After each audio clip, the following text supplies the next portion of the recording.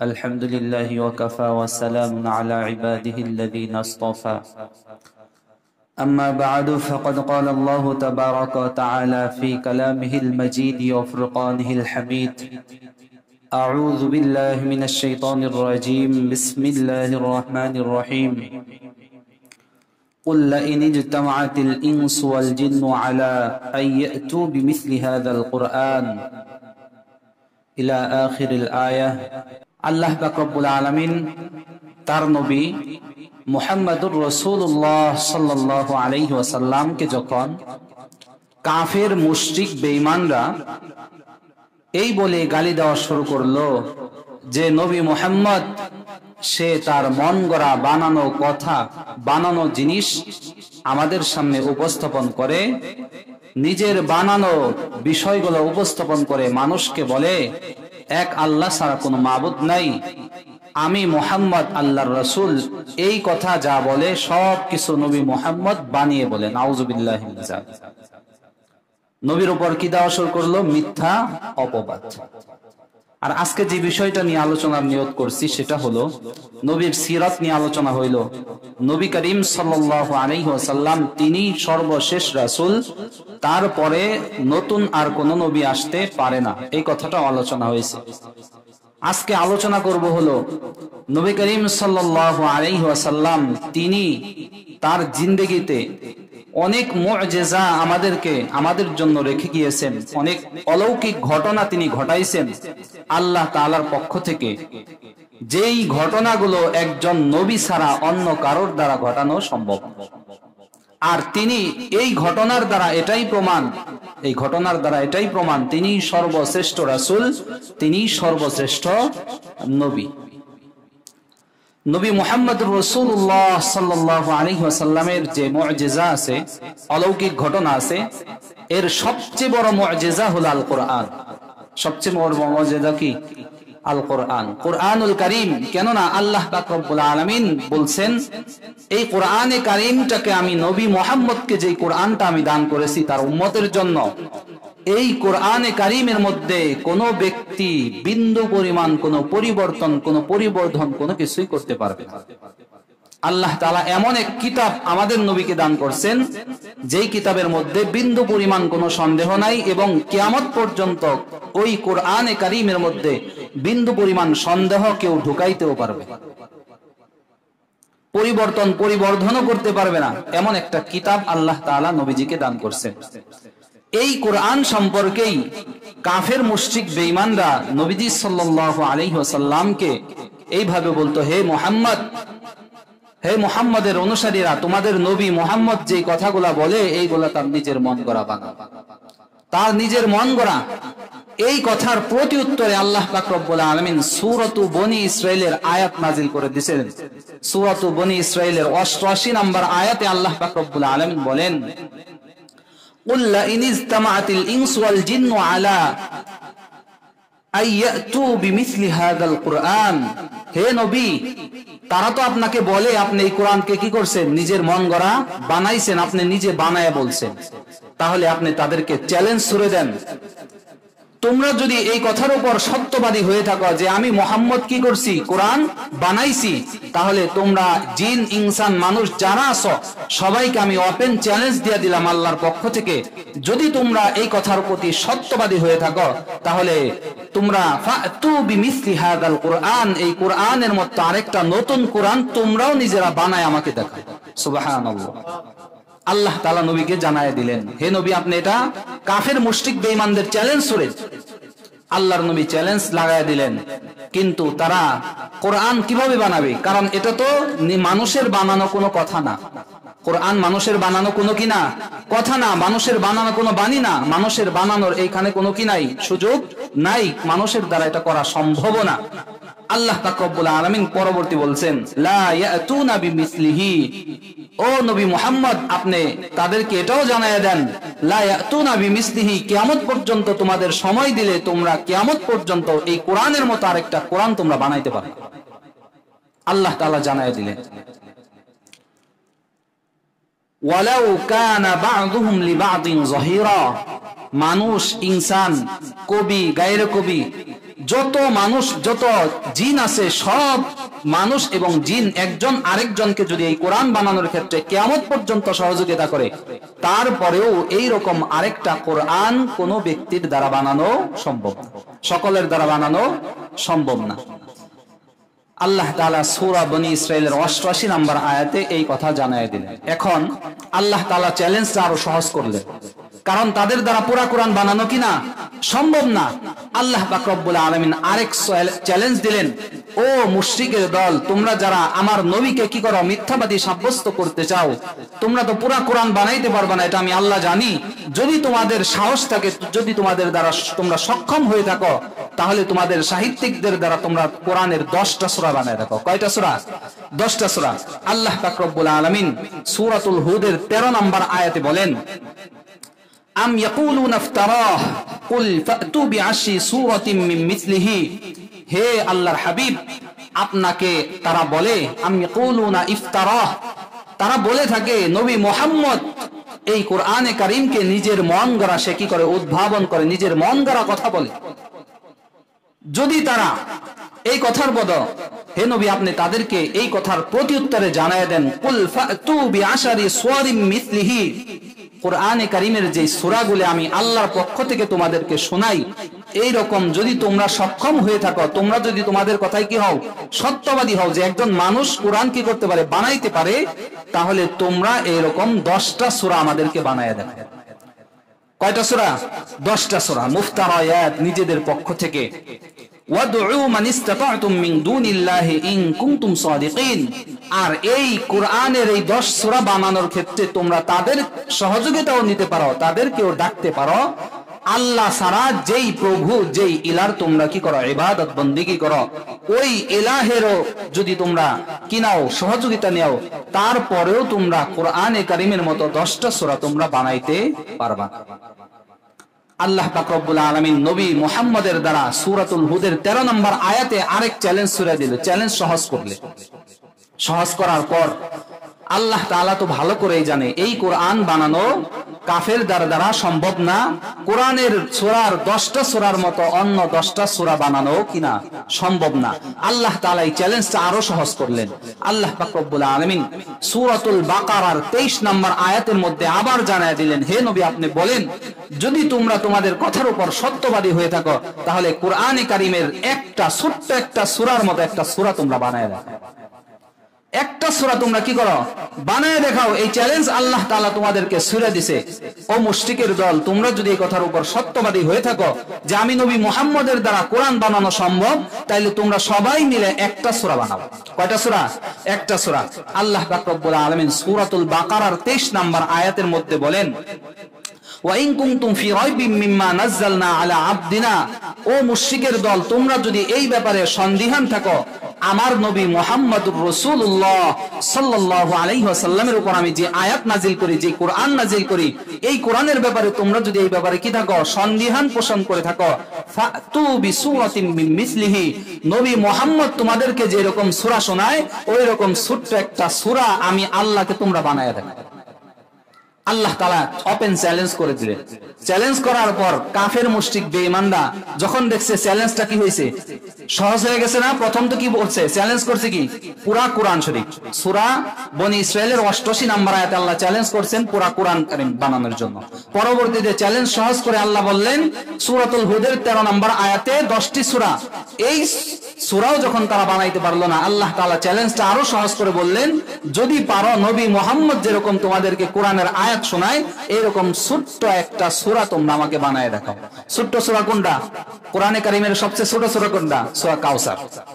কুল ইন্না আ'তাইনাকাল কাউসার ফাসাল্লি লিরাব্বিকা ওয়ানহার ইন্না শানিআকা হুয়াল আবতার।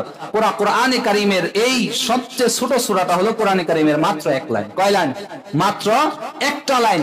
আল্লাহ তাআলা ওপেন চ্যালেঞ্জ করে দিলেন, নবী মুহাম্মদকে তোমরা যদি কি করো, মিথ্যা সাব্যস্ত করতে চাও, তাহলে নবী মুহাম্মদ যেরকম তোমাদের সামনে সূরা আয়না শোনায়, তোমরা এরকম ছোট্ট একটা সূরা আমি আল্লাহকে তোমরা বানায় দেখাও।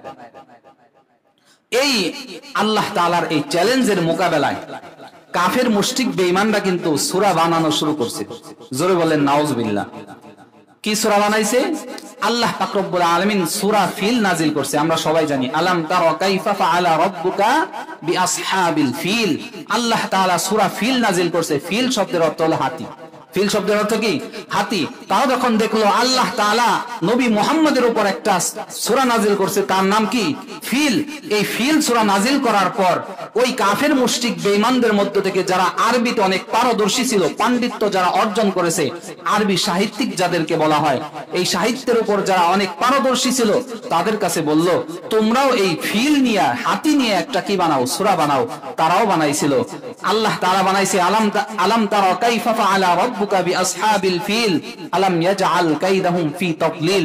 আল্লাহ তাআলা কত সুন্দর করে স্টেপ বাই স্টেপ একটার সাথে আরেকটা মিল রেখে আল্লাহ তাআলা বানাইছে। বানানোর পর ওই মুশরিকের দল কি বানাইছে? আল ফিলু মাল ফিল ওমা আদরাকা মাল ফিল মুত্তাবিল। মানে তারা বানাইছে এরকম আল ফিল, হামাল ফিল। তোমরা কি জানো হাতি কি? তার মাথার সামনে আছে বড় একটা সুর, পিছনে আছে লেজ, তার আছে 4টা পা। মানে এই পুরা, মানে ওরা যে সূরাটা বানাইছে এই সূরার অর্থ তখন তারা নিজেরাই বুঝতে পারলো। তারা বলল এই সূরা যে বানাইলাম অর্থ কি হইল? সবকিছু তো হাতি। অর্থ কি? সবকিছুই হাতি। হাতি ছাড়া অন্য কিছু না। আর এই হাতির ব্যাপার তো সবাই জানে। হাতির যে সামনে সুর আছে এটা সবাই জানে না? 4টা পা আছে এটা কি সবাই জানে না? সবাই জানে। তাহলে আমরা যে কোরআন বানাইতে চাইলাম, এই কোরআনের কোনটাই তো তাদের কোরআনের সাথে আমাদের তো কি হইল না? মিল খাইল না। যদিও আমরা পন্থীতে মিলাইছি, কিন্তু অর্থে তো মিলে না। অর্থে কি হয় না? মিলে না। আলোচনার বিষয় এটা না। আল্লাহ পাক রব্বুল আলামিন সূরাতুল বাকারার 23 নম্বর আয়াতে চ্যালেঞ্জ ছুড়ে দিলেন, ও মুশরিকের দল, তোমরা আমার নবী মুহাম্মদকে তোমরা কি বলো? যে নবী মুহাম্মদ কোরআন নিজের মন গড়া বানায়, তাহলে তোমরা যদি এই কথার উপর সত্যবাদী হও, এই কথা যদি তোমরা স্বীকারোক্তি দাও, তাহলে তোমরা কোরআনে কারিমের ছোট্ট একটা সূরা, সূরা নাস আছে, সূরা কি আছে, সূরা কাউসার আছে, এইরকম ছোট্ট একটা সূরা তোমরা কি করো? বানায়া আমাকে দেখাও। আল্লাহ তাআলার এই চ্যালেঞ্জটাও কি করতে পারে নাই? তারা পূরণ করতে পারে নাই। এই চ্যালেঞ্জ যখন ছুড়ে দিয়েছে, আল্লাহ তাআলা সূরাতুল বাকারার 24 নম্বর আয়াতে বললেন ওয়ালাম ফাইল্লাম তাফআলু ওয়ালাম তাফআলু, যদি তারা এই সূরার মতো আরেকটা সূরা তারা বানাইতে চায়, ফাইল্লাম তাফআলু, তারা সূরা বানাইতে পারে নাই। কারণ যে সূরা বানাইছে ওটার আগা মাথা কোনো কিছুই নেই, তার কোনো কি নাই, ভালো কোনো অর্থ নাই। ফাইল্লাম তাফআলু, তারা বানাইতে পারবে না। ওয়ালাম তাফআলু, কিয়ামত পর্যন্ত তারা আমার কোরআনের মতো একটা আয়াত বা সূরাও তারা বানাইতে পারবে না।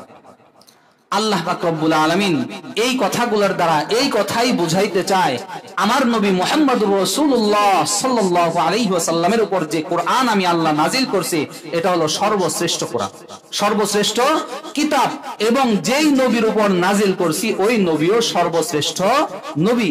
আর ওই নবীর যে মুজিজার কথা আলোচনা করতেছিলাম, এর সর্বপ্রথম এবং সবচেয়ে উত্তম মুজিজা হলো আল্লাহ পাক রব্বুল আলামিনের কোরআন, যেই কোরআনকে আল্লাহ তাআলা চ্যালেঞ্জ হিসেবে কাফের মুশরিক বেঈমানদের সামনে ছুড়ে দিয়েছে। যেই কোরআনে কারিমের অনুরূপ সাদৃশ্য একটা সূরা বা একটা আয়াত কোন মুশরিকের দ্বারা বানানো আজ পর্যন্ত সম্ভব হয় নাই, কিয়ামত পর্যন্ত সম্ভব হবে না। তাহলে নবী করিম সাল্লাল্লাহু আলাইহি ওয়াসাল্লামের জীবদ্দশায় যে ঘটানো মুজিজা, তার মধ্যে সর্বোত্তম এবং সবচেয়ে শ্রেষ্ঠ মুজিজা হলো আল্লাহ তাআলার কোরআন। 2 নম্বর মুজিজা, নবী করিম সাল্লাল্লাহু আলাইহি ওয়াসাল্লামের দ্বিতীয় মুজিজা হলো আল্লাহ পাক রব্বুল আলামিন তার নবী মুহাম্মদুর রাসূলুল্লাহ সাল্লাল্লাহু আলাইহি ওয়াসাল্লামকে অন্যান্য নবীর চেয়ে সবচেয়ে শ্রেষ্ঠ একটা জিনিস দান করেছেন। এক তো কোরআন, দ্বিতীয়তে মেরাজ নামক একটা বদৌলত আল্লাহ তাআলা হাদিয়া দান করেছেন, যেই হাদিয়াটা অন্য কোন নবীকে আল্লাহ তাআলা কোনদিন দেন নাই। কি দান করছেন? মেরাজ। যেই মেরাজের মধ্যে আল্লাহ পাক রব্বুল আলামিন সূরা বনী ইসরাঈলের 1 নম্বর আয়াতে বলেন, সুবহানাল্লাযী আসরা বিআবদিহি লাইলাম মিনাল মাসজিদিল হারামি ইলাল মাসজিদিল আকসা। ওই পুত পবিত্র সত্তার প্রশংসা বর্ণনা করতেছি, যেই সত্তা নবী মুহাম্মদুর রাসূলুল্লাহ সাল্লাল্লাহু আলাইহি ওয়াসাল্লামকে মসজিদুল হারাম থেকে মসজিদুল আকসা পর্যন্ত রাত্রিকালীন ভ্রমণ করিয়েছেন। সুবহানাল্লাহ। আল্লাহ পাক রব্বুল আলামিন নবী মুহাম্মদকে মক্কা থেকে মদিনার মসজিদে আকসা পর্যন্ত কি করেছেন? রাত্রিকালে ভ্রমণ করিয়েছেন। এইটুক গেল কোরআনে কারিমের। পরবর্তীতে এই আয়াতের ব্যাখ্যায় নবী করিম সাল্লাল্লাহু আলাইহি ওয়াসাল্লাম মেরাজের পরবর্তী অংশ বুখারী শরীফের 349 নম্বর হাদিসের মধ্যে বর্ণনা করেন, ক্বালা রাসূলুল্লাহ সাল্লাল্লাহু আলাইহি ওয়াসাল্লাম, আমি যখন এই মসজিদে হারাম থেকে মসজিদে আকসায় গেলাম, আকসায় যাওয়ার পর আমাকে আল্লাহ পাক রব্বুল আলামিন প্রথম আসমান, দ্বিতীয় আসমান, 7 আসমান পার করে সিদরাতুল মুনতাহা পার করে রফরফে উঠিয়ে আমার আল্লাহ পাক রব্বুল আলামিন আমাকে আরশে আজিম পর্যন্ত ডেকে নিয়েছেন। জোরে বলেন সুবহানাল্লাহ। আল্লাহ তাআলা তাকে কোথায় পর্যন্ত ডেকে নিয়েছেন? আরশে আজিম পর্যন্ত। সূরা বুখারী শরীফের 349 নম্বর হাদিসে পাইলাম আল্লাহ পাক রব্বুল আলামিনকে আল্লাহ তাআলা কোথা পর্যন্ত নিয়েছেন? আরশে আজিম পর্যন্ত সামনাসামনি সাক্ষাৎ করার জন্য নিয়েছেন। তাহলে নবী করিম সাল্লাল্লাহু আলাইহি ওয়াসাল্লামের দ্বিতীয় মুজিজা হলো নবীকে আল্লাহ তাআলা সশরীরে মক্কাতুল মুকাররমা থেকে বাইতুল মুকাদ্দাস থেকে স্বয়ং আল্লাহ তাআলার দরবার, সেই রাজ দরবার, সেটার নাম কি? আরশে আজিম। সবচেয়ে সম্মানিত, সবচেয়ে উচ্চ যে স্থানটা আরশে আজিম, সেই আরশে আজিম পর্যন্ত আল্লাহ তাআলা নবীজিকে নিছেন। এটা হলো নবীজির জীবদ্দশায় দ্বিতীয় মুজিজা, দ্বিতীয় সবচেয়ে বড় মুজিজা, যেই মুজিজা অন্য কোন নবীকে আল্লাহ তাআলা দান করেন না। প্রথম যে মুজিজা সেটাও আল্লাহ তাআলা অন্য কোন নবীকে দেন নাই। দ্বিতীয় যে মুজিজা, এমন কোন মুজিজা, এমন কোন অলৌকিক বিষয় অন্য কোন নবীকে আল্লাহ তাআলা দান করেন নাই। এটা হলো আমাদের নবী শ্রেষ্ঠ হওয়ার 2 নাম্বার প্রমাণ, 2 নাম্বার নবীজির মুজিজা। নবীজির 3 নাম্বার মুজিজা হলো নবী করিম সাল্লাল্লাহু আলাইহি ওয়াসাল্লাম নিজের হাতের ইশারায় নবী করিম সাল্লাল্লাহু আলাইহি ওয়াসাল্লাম চাঁদকে দ্বিখণ্ডিত করছে। কয় খণ্ড বানাইছে? চাঁদকে দ্বিখণ্ডিত করছে। আল্লাহ পাক রব্বুল আলামিন সূরাতুল কমারের 1 নম্বর আয়াতে বলেন, ইকতারাবাতিস সাআতু ওয়া শাক্কাল কমার। আল্লাহ পাক রব্বুল আলামিন জানায়া দেন, ইকতারাবাতিস সাআহ, কিয়ামত নিকটবর্তী হয়ে গেছে। ওয়া শাক্কাল কমার, আমার নবী মুহাম্মদুর রাসূলুল্লাহ সাল্লাল্লাহু আলাইহি ওয়াসাল্লাম নিজের হাতের ইশারার দ্বারা এই পবিত্র এই চাঁদকে আল্লাহ তাআলার মাধ্যমে, আল্লাহ তাআলার হুকুমে কি করছেন? দ্বিখণ্ডিত করে দিয়েছেন। ওয়া শাক্কাতিল কমার, আল্লাহর নবী চাঁদকে কি করছেন? দ্বিখণ্ডিত করে দিয়েছেন। দ্বিখণ্ডিত করার যে হাদিসটা, এই সম্পর্কে হযরত আনাস ইবনে মালিক রাদিয়াল্লাহু তাআলা আনহু বর্ণনা করেন। বুখারী শরীফের 368 নম্বর হাদিসে তিনি বলেন, আন্না আহলা মক্কাতা সাআলু রাসূলুল্লাহ সাল্লাল্লাহু আলাইহি ওয়াসাল্লাম, মক্কার অধিবাসী যারা আছে তারা নবী মুহাম্মদকে বলতেছিল, হে নবী মুহাম্মদ, তুমি তো তোমাকে সত্য নবী হিসেবে দাবি করো। আমাদের নবী মুহাম্মদুর রাসূলুল্লাহ, তিনি কি সত্য নবী ছিলেন না? তিনি অবশ্যই কি ছিলেন? সত্য নবী ছিলেন। এই কথা বলতেছে, হে নবী মুহাম্মদ, তুমি তো নিজেকে কি দাবি করো? আমি সত্য নবী, আমাকে আল্লাহ তাআলা নবী হিসেবে পাঠাইছে। অতএব তুমি যদি সত্যবাদী নবী হয়ে থাকো, তাহলে আমাদেরকে অলৌকিক এমন কোন বিষয় দেখাও যে বিষয়টা কোন সাধারণ মানুষের দ্বারা করা সম্ভব না। নবীজিকে এই প্রশ্ন করছে। করার পর আল্লাহ পাক রব্বুল আলামিন নবীজির দ্বারা এমন ঘটনা ঘটাইলেন, আন্না রাসূলুল্লাহ সাল্লাল্লাহু আলাইহি ওয়াসাল্লাম আন্না ইউরিয়াহুম আয়াহ।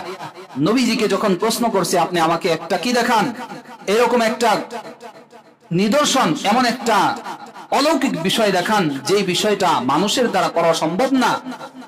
ফাআরাহুমুল কমারা শিক্কাতাইন, নবী করিম সাল্লাল্লাহু আলাইহি ওয়াসাল্লাম আঙ্গুল দ্বারা ইশারা করে এই পুরা চাঁদটাকে নবী করিম সাল্লাল্লাহু আলাইহি ওয়াসাল্লাম দ্বিখণ্ডিত করে এই কাফের মুশরিক বেঈমানদেরকে দেখায়। সুবহানাল্লাহি ওয়া বিহামদিহি। পুরা চাঁদটাকে দ্বিখণ্ডিত করছে। হযরত আনাস ইবনে মালিক রাদিয়াল্লাহু তাআলা আনহু বর্ণনা করেন, নবীজিদের চাঁদটাকে দ্বিখণ্ডিত করছে, হাত্তা রাআউ হিরাআন বাইনাহুমা। আমরা সাহাবীরা, কাফের মুশরিক বেঈমানরা, মক্কার যারা অধিবাসী আছি, আমরা সবাই এই বিষয়টা আকাশের দিকে তাকায় লক্ষ্য করছি। কানা হিরাআন বাইনাহুমা, এই 2 চাঁদের যে 2টা খণ্ড, এই 2 খণ্ডের মাঝে নবীজি যে কোরআন কারীম পেয়েছিলেন হেরা পর্বতের গুহায় ধ্যানমগ্ন অবস্থায়, এই হেরা পর্বতটাকে দেখা যায়। সুবহানাল্লাহি ওয়া বিহামদিহি। আমরা এটা লক্ষ্য করলাম, চাঁদের 1 খণ্ড হেরা পর্বতের ডান পাশে, আরেক খণ্ড হেরা পর্বতের বাম পাশে, মাঝখান থেকে হেরা পর্বতটাকে সুস্পষ্টভাবে দেখা যায়। সুবহানাল্লাহ। তাহলে নবী করিম সাল্লাল্লাহু আলাইহি ওয়াসাল্লাম এত বড় মুজিজা কাফের মুশরিক বেঈমানদের কি করছে? দেখাইছে। দেখানোর পরেও কাফের মুশরিক বেঈমানরা কি করে নাই? ঈমান আনে নাই। না, তারা কি করছে?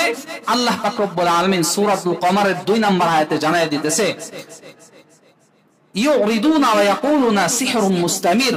নবী যখন এই চন্দ্র দ্বিখণ্ডিত করে কাফের মুশরিক বেঈমানকে দেখায়, দেখানোর পর তারা বলে ইউরিদুনাহু, তারা এই কথাটাকে প্রত্যাখ্যান করে। নবীর এই কথাটাকে কি করে? প্রত্যাখ্যান করে। কোন কথা? যেই কথার ওয়াদা করে যে আপনি সত্য নবী, এই কথা আপনি প্রমাণ করতে চাইলে আমাকে অলৌকিক কোনো কিছু দেখান। নবীজি যখন অলৌকিক বিষয়গুলা দেখাইছেন, কি দেখাইছেন? চাঁদকে দ্বিখণ্ডিত করে দেখাইছেন।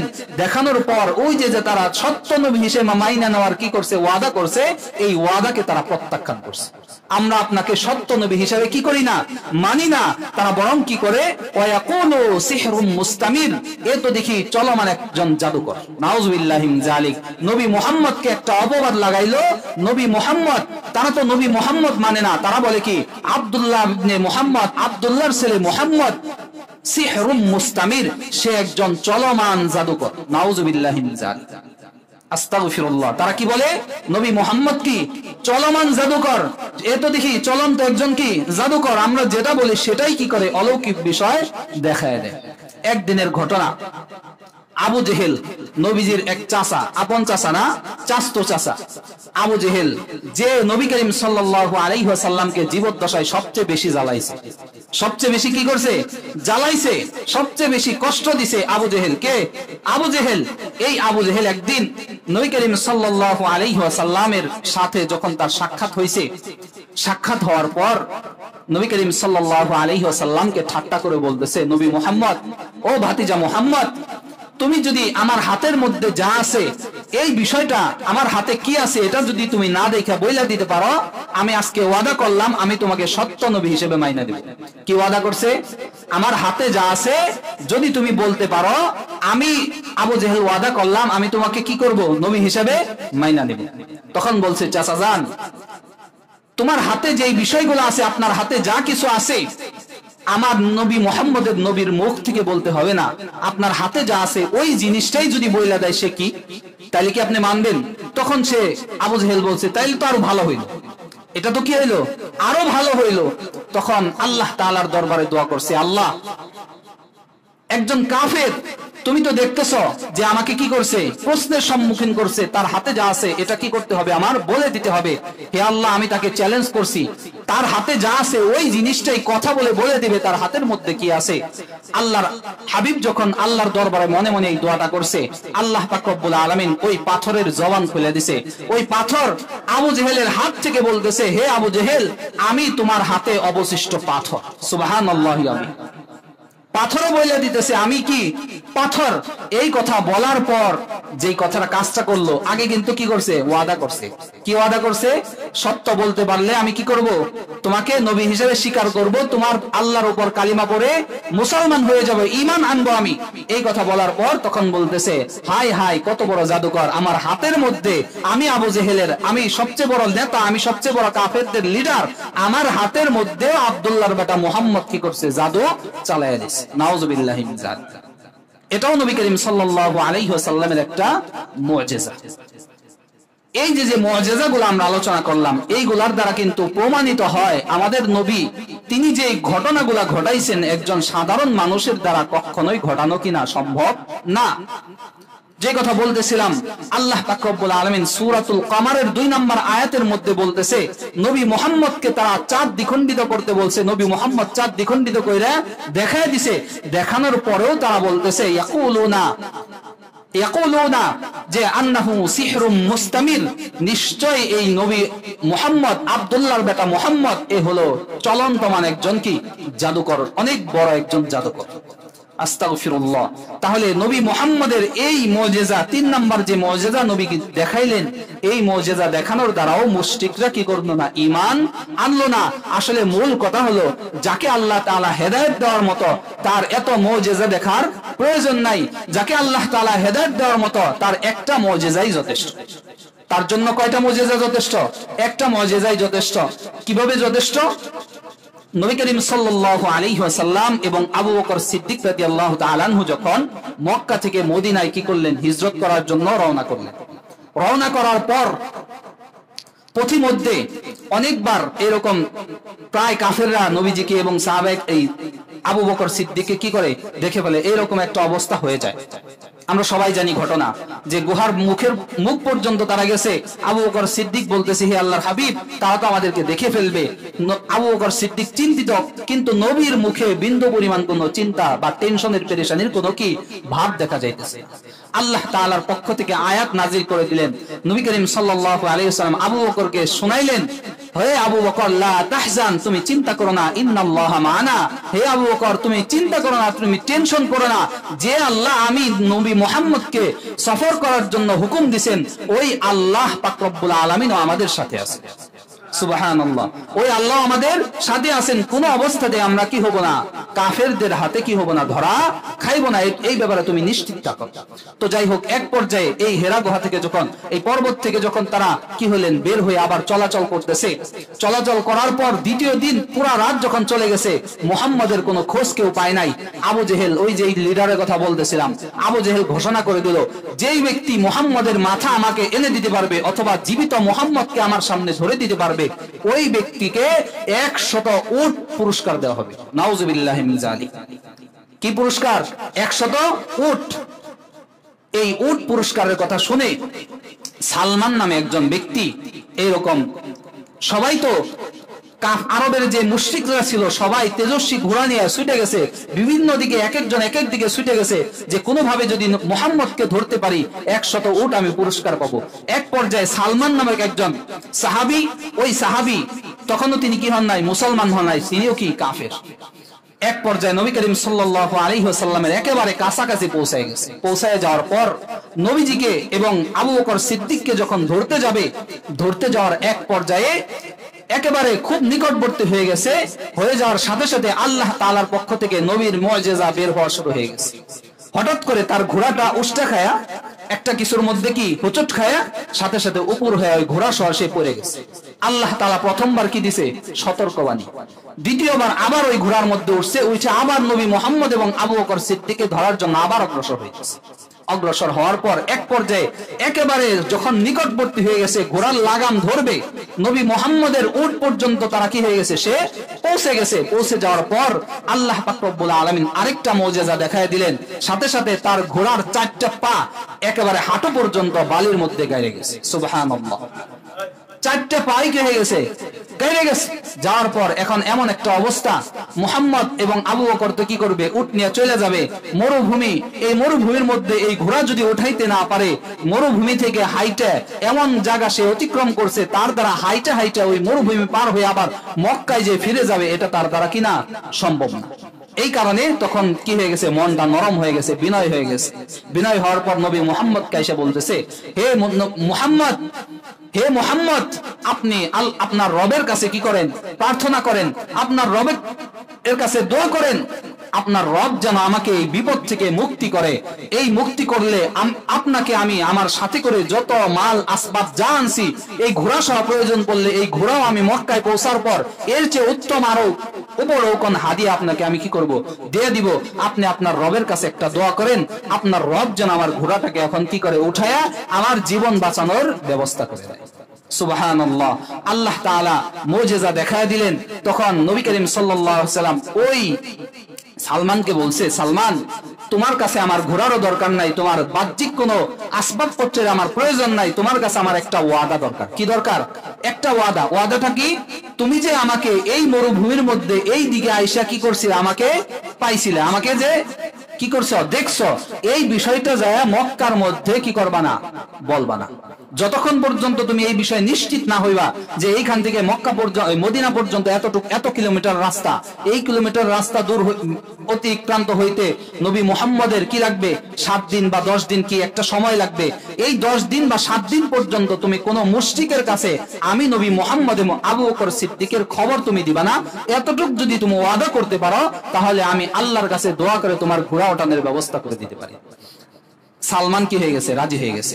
আল্লাহ পাক রব্বুল আলামিনের দরবারে নবী করিম সাল্লাল্লাহু আলাইহি ওয়াসাল্লাম দোয়া করছে, সাথে সাথে তার পা ঘোড়াটা সাথে সাথে উঠে গেছে। ওঠার পর দেখতেছে ঘোড়ার পা যেখানে এই যে গর্তটা, এই গর্ত থেকে কেমন যেন একটা ধোঁয়ার মতো বের হয়ে গেছে।